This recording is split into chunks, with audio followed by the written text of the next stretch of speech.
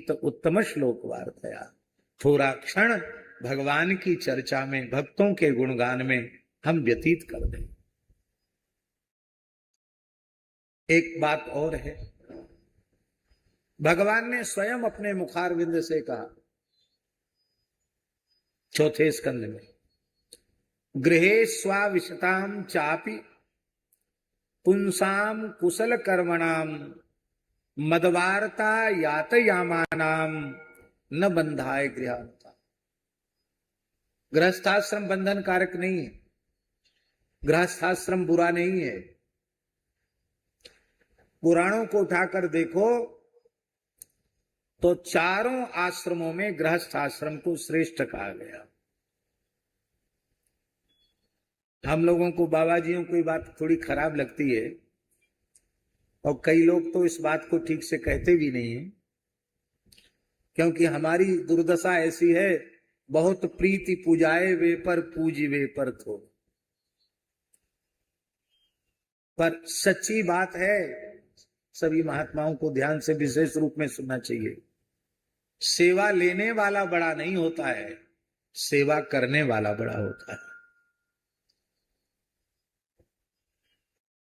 3 आश्रम सेवा लेने वाले हैं, ब्रह्मचारी भी सेवा लेने वाले हैं। ब्रह्मचर्य आश्रम में पुरानी गुरुकुल व्यवस्था कैसे चलती थी?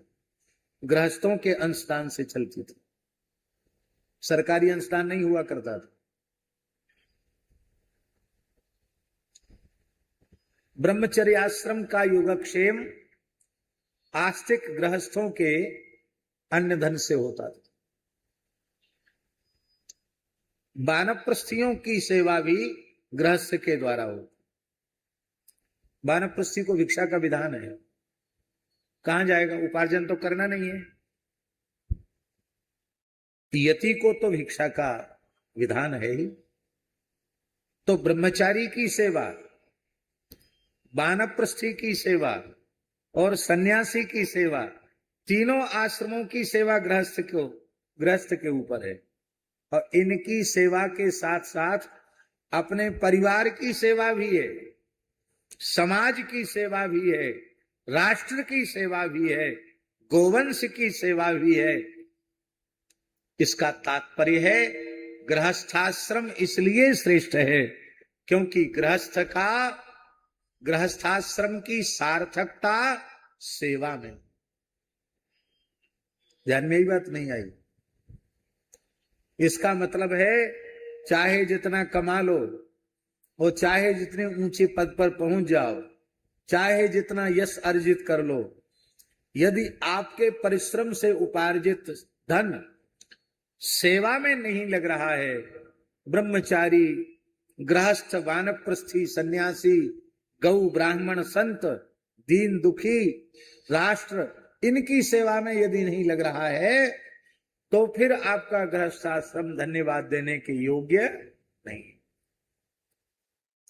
इसलिए गृहे स्वाविशताम चापि, जिन लोगों ने गृहस्थाश्रम में प्रवेश किया है, गृहस्थोचित कर्तव्य कर्म का पूर्ण निष्ठा से निर्वहन करते हैं, पूरा व्यवहार करते हैं, व्यवहार में चूक नहीं करते, पर यह निश्चय कर रखा है कि हम अपने व्यस्ततम गृहस्थ जीवन का कुछ समय भगवान नाम संकीर्तन में और गीता, भागवत, रामायण आदि जो हमारे पवित्र ग्रंथ हैं उनके सत्संग में व्यतीत करेंगे तो आपका गृहस्थाश्रम बंधन कारक नहीं है।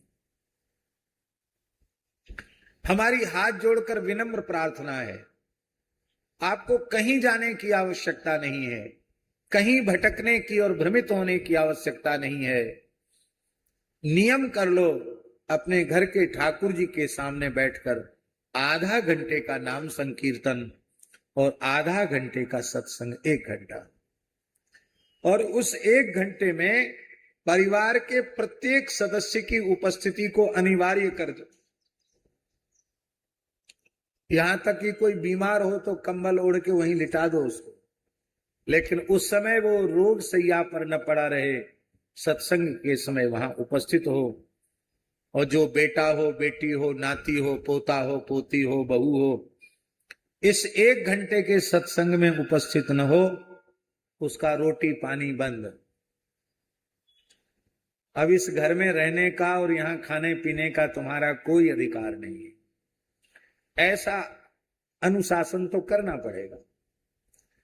हम आपको निश्चय पूर्वक ये बात कह रहे हैं, आप ईमानदारी से 6 महीना ऐसा करके देखो, आपके घर का पूरा वातावरण न बदल जाए, आपके घर में सात्विकता के संस्कार न आ जाए, आपके घर में भक्ति का वातावरण प्रकट न हो जाए, वो आप कहने का अवसर ही नहीं आए।